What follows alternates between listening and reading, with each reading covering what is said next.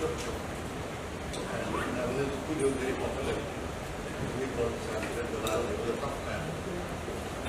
And he went from the East Coast to the West Coast.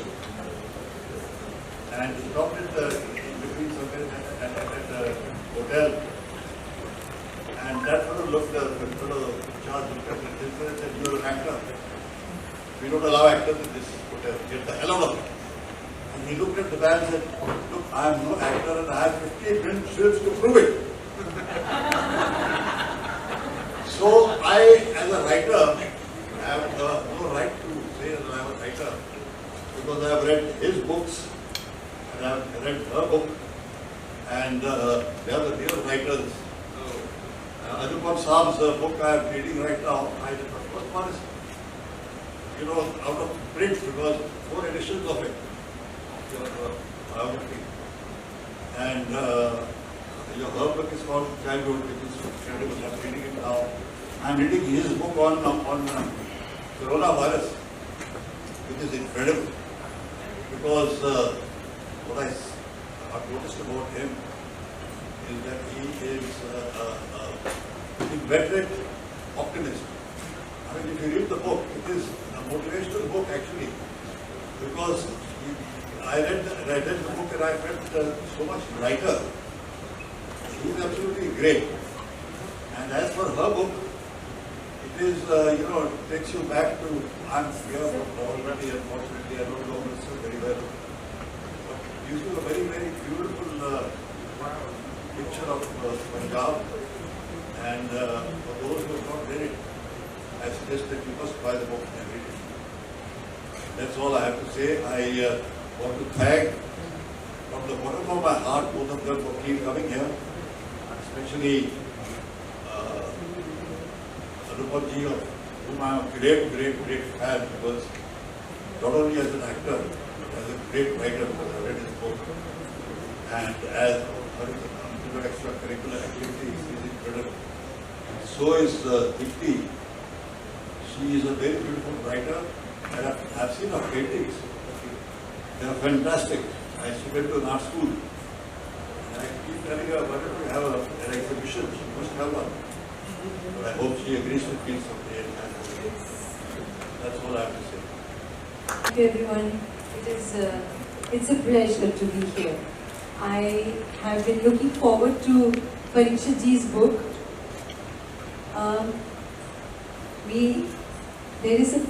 There was a friend called Ali Peter John, who had been telling me forever that मैं परीक्षित जी के पीछे पढ़ा हूँ कि आप किताब जरूर लिखो अपने बारे में, अपनी लाइफ की. He'd done a book on Balaji, and so Ali had been telling me कि मैं ये किताब को लिखवा के ही रहूँगा. So I do give credit to our dear departed friend Ali Peter John for having prodded Parikshit ji to finish this book, which I think he has been writing शुरू तो बहुत साल पहले ही होगी, बहुत साल पहले, he's written a few chapters and then he had to complete it. I, for one, I must tell you, I've always identified a writer in Parikshit ji.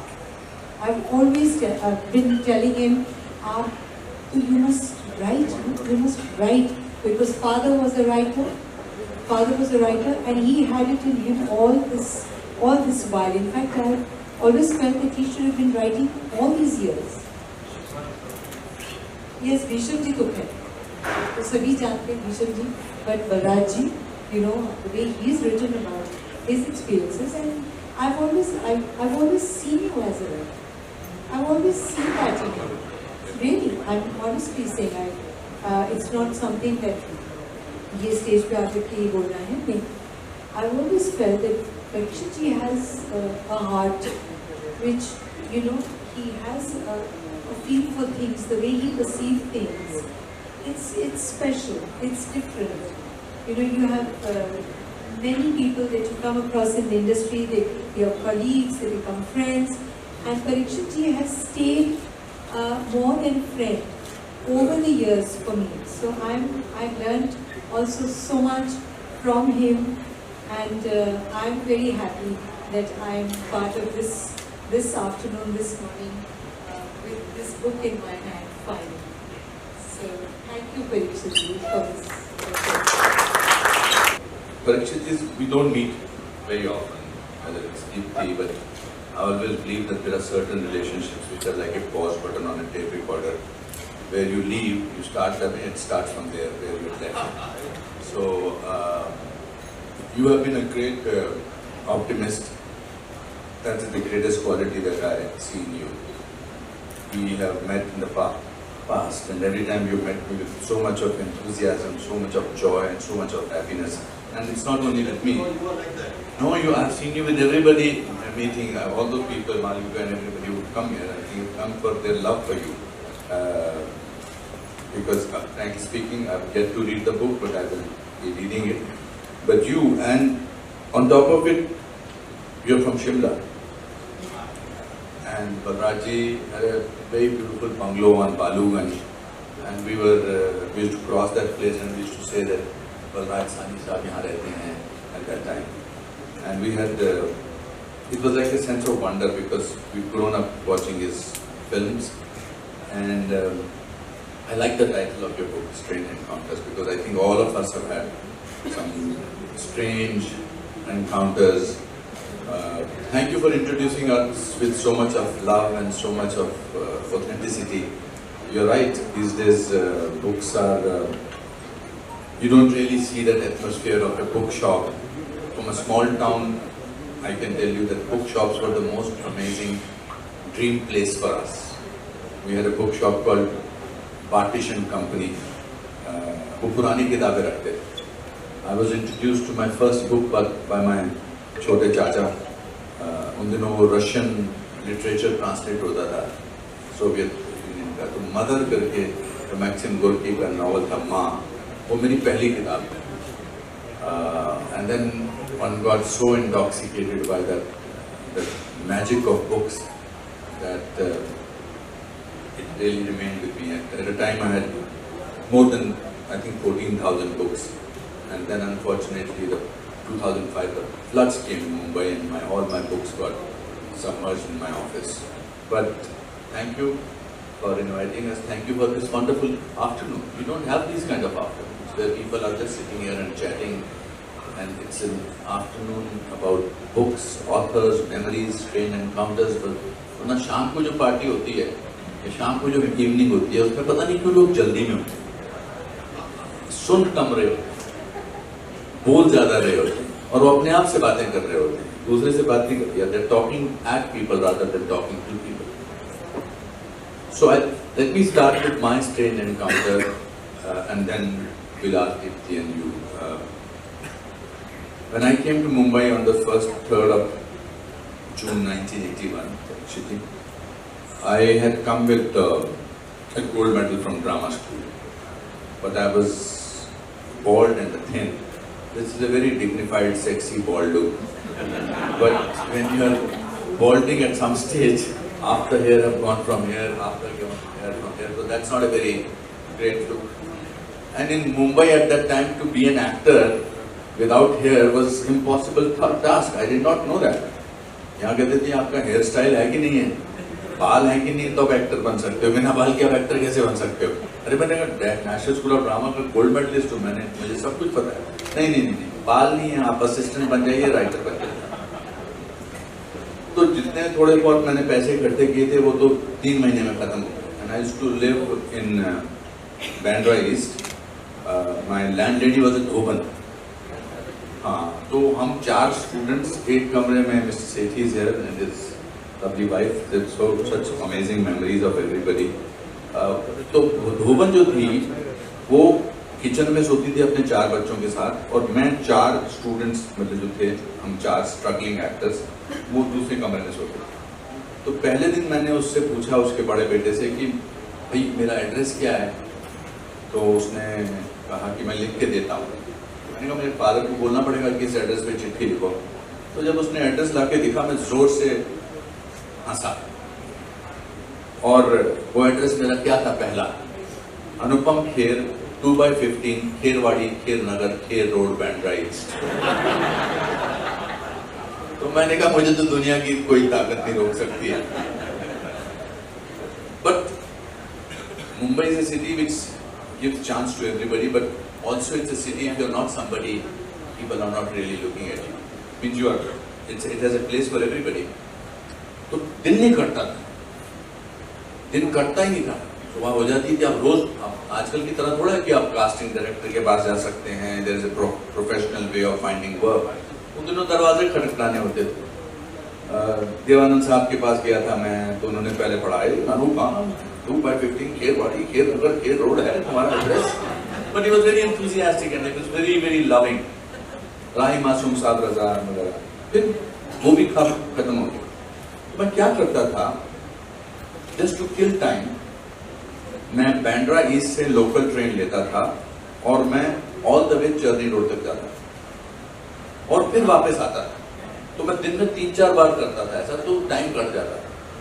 और ऑल्सो मैं लोगों को देखता था, तो मुझे लगता था कि लोगों को देख के एक आगे जाके मेरे को हेल्प होगी एक्टिंग में। तो एक पर्टिकुलर सीट होती थी जो खिड़की के पास होती थी और मैं खिड़की से बाहर देखता था। ट्रेन में ट्रेजेडी जरा ज्यादा एक्सेंचुएट हो जाती है, प्लेन में ऐसा नहीं लगता है। तो मैं ऐसे सोचता था कि किसी दिन तो मेरा कुछ ना कुछ होगा। एक दिन जब मैं बैठा तो मेरे साथ वाली सीट पर, जिस सीट पे मैं बैठता था वहां पर एक श्रीमान जी बैठे थे with dark glasses and looking out of the window and with a stick in his hand. So I said okay now I will sit next to him. So as the train moved, he was looking outside and told me, young man, you're restless. You're restless. So मैंने कहा, हाँ जी, why are you restless? Hindi बोला, क्यों आप restless क्यों? मैं पढ़ा लिखा एक्टर हूँ, मुझे काम नहीं मिल रहा है, बड़ी बेइज्जती होती है, मैं चक्कर काटता हूँ। अच्छा, तो कलरफुल कपड़े पहना करो। तो मैंने व्हाइट शर्ट पहनी हुई, तो मैंने कहा कि उससे नहीं पहनो, कलरफुल शर्ट पहनो। Okay sir. After some time on in Elphinstone Road, वो गाड़ी रुकी, ट्रेन, उठा and he walked out and I discovered he was a blind man. So for a blind man to tell me that you should wear a colorful clothes, it was so unbelievable. I sat in that train at the same time so many months to find that who that person was. I couldn't find out. So this is the strangest encounter. Whenever I feel a little low and I think things are not working in my favor, I wear colorful clothes. आजकल मेरे दिन अच्छे चल रहे हैं तो मैंने book जो किताब मैंने लिखी थी, काफ़ी सालों लिख रहा था। फिर मैंने अपने पब्लिशर्स को दिखाए इसके ये सारे चैप्टर्स, तो उन्होंने कहा कि इसको पब्लिश किया जाए किताब के तरह।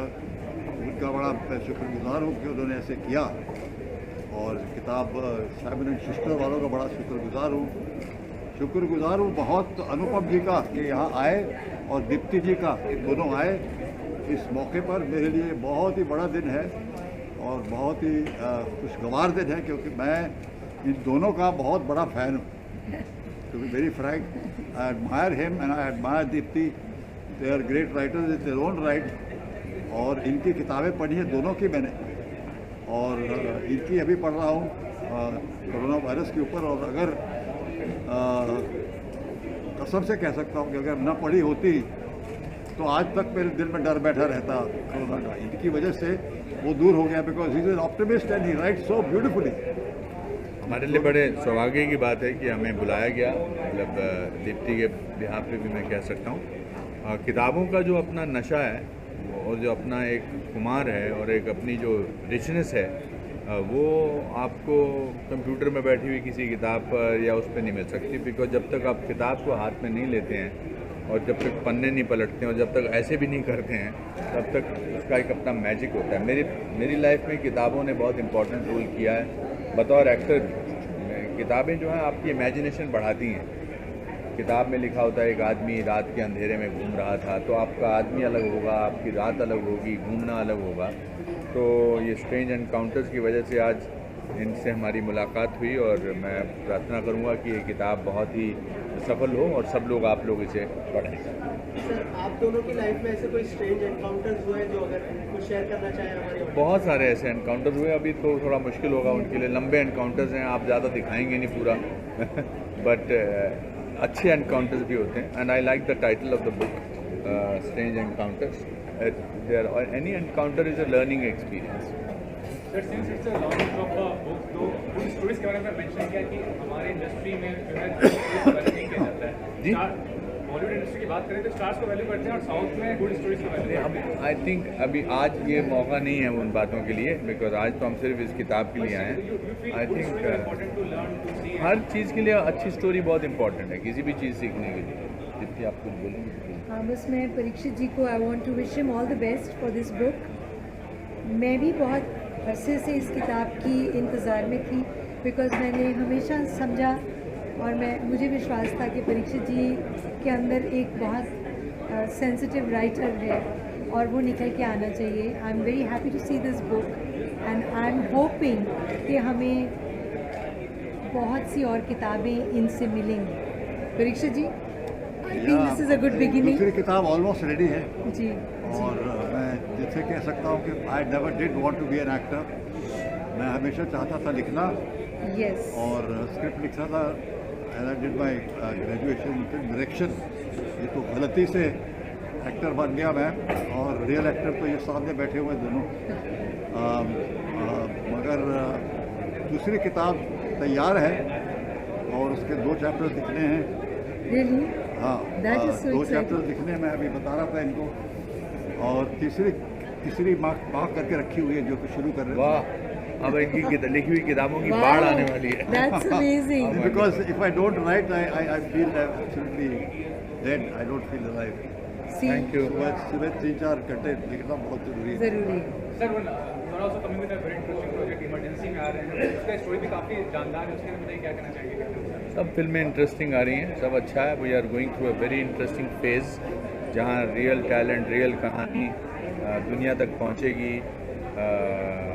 एक चर्निंग होती है। ये बार बार मेरी पैंडेमिक की किताब की बात कर रहे हैं, वो किताब का नाम है your best days today. Basically sometimes when you encounter your fears and you write about them, तो धीरे उसका डर जो है वो कम हो जाता है। तो आई थिंक पिछले 2 सालों में जो हुआ है, सब में कोई ना कोई बदलाव आया है। अब कहानियाँ भी अच्छी आएंगी और किताबें भी अच्छी आएंगी। धन्यवाद। आपने कहा कि सिनेमा का बहुत अच्छा फेस चल रहा है, साथ ही जो एक्टर्स हैं वो कह रहे हैं कि जो है ऑडियंस को जो मैसेज जा रहा है उस आज तो मैं सिर्फ इसी किताब के बारे में बात करूँगा और कोई बात नहीं। धन्यवाद। सवाल ये है कि आप दोनों एज एन एक्टर्स हैं और आप दोनों ने ही बेहतरीन बुक्स लिखी है, तो ये कहीं ना कहीं एक अंदर से था कि आपको अपनी लाइफ के ऊपर बुक्स लिखनी है, या एक्टिंग के बाद ये आपका सेकंड बेस्ट है? मैंने 17 साल पहले अपनी लाइफ के ऊपर एक नाटक किया है, कुछ भी हो सकता है। 17 साल वो पहले, देखा मैंने। 2005 It was में fantastic. 1 person show. It was a one-man show.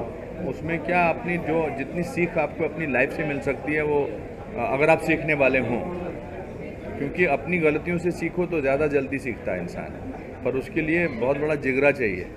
तो मैंने अपनी गलतियों से और अपने फेलियर से बहुत कुछ सीखा है, और मुझे लगता है फेलियर जो है वो सक्सेस से ज़्यादा कुछ सिखाता है। मैम, आप कहिए आपकी बुक्स आई काफ़ी। बस मैं स्कूल में थी जब मैं लिखा करती थी, तब पोइट्री वगैरह लिखते थे, एसेस लिखते थे, but poetry I had a weakness for. और मुझे हमेशा से लगता था कि मैं लिखूँगी। I will be a writer as well as along with my acting career. मैं हमेशा लिखूँगी और मैं हमेशा लिखती आ रही हूँ। अब वो काम जो है अब कुछ सालों से सामने आने लगा है। मेरी पहली किताब 81 में आई थी, 1981, जब मैंने फिल्म्स ज्वाइन की ही थी। वो पोइट्री कलेक्शन थी, फिर थोड़ा लंबा अरसा होता रहा। I couldn't write as much as I would have liked to, but I'm loving my life as a writer now, and I can understand what Parikshit ji is saying. 3-4 घंटे अगर लिखा ना जाए दिन में, तो दिन अधूरा लगता है। लास्टली सर, वनराज साहनी सर, उनके बारे में जानना चाहूँगा आप लोगों से, क्योंकि एक बहुत बड़े एक्टर्स रहे हैं और आजकल के एक्टर्स को कितना कुछ सीख सकते हैं वनराज सर से। मैं जानना बलराज साहनी साहब, अगर एक फहरिस्त बनाई जाए कि हिंदुस्तान के इतिहास में और आगे भी आने वाले अगर 10 एक्टर्स की फहरिस्त बनाएं तो उसमें ऊपर चोटी पर उनका नाम होगा। हमें as a student of acting, as a student of drama, मुझे उनसे बहुत कुछ सीखने को मिला है, उनकी फिल्मों से, इवन उनके व्यक्तित्व से।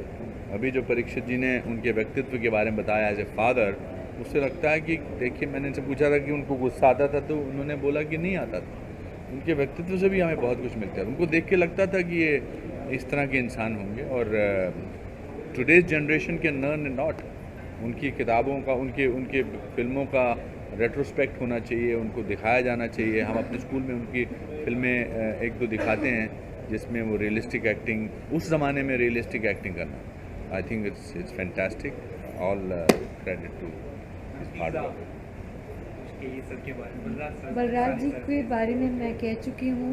मेरी जो 2011 में जो किताब थी शॉर्ट स्टोरीज़ की, उसमें एक शॉर्ट स्टोरी है जिसका नाम ही है बलराज साहनी। तो मैं जब 11 साल की थी तो मैं बलराज जी से मिली थी। वो अमृतसर में आए थे एक प्ले करने जिसका नाम था कनक दी बल्ली।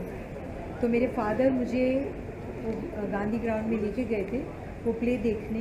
And how I manage to get an autograph from Balraj ji. और मैं किस तरह से एकदम बौखलाई हुई थी। ही वॉज माई काबुली वाला, you know, I was, it was like that for me, the equation was like Mini and काबुली वाला। तो मुझे, मेरे लिए वो बहुत ज़्यादा एक रहा ऐसा इन्फ्लुएंस।